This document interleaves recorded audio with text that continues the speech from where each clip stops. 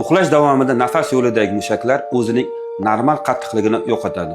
Muhim tuzilmalardan biri bu tanglay halqum mushakdir. Bu mushak yumshoq tanglayni tiliga bog'laydi.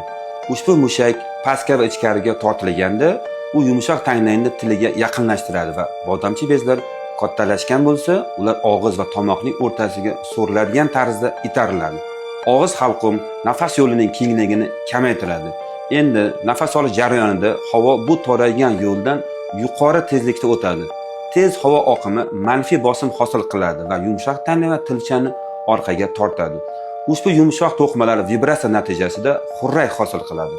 Manfiy bosim oshgan sayin til, bo'yin, yumshoq tana, tilcha va bodamchi bezlar bir-biriga yanada yaqinlashadi. Natijada nafas yo'li butunlay bloklanadi.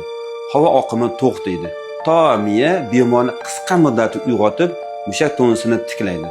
Nafas yo'li birdan ochiladi va ortidan qayta normal nafas tiklanadi.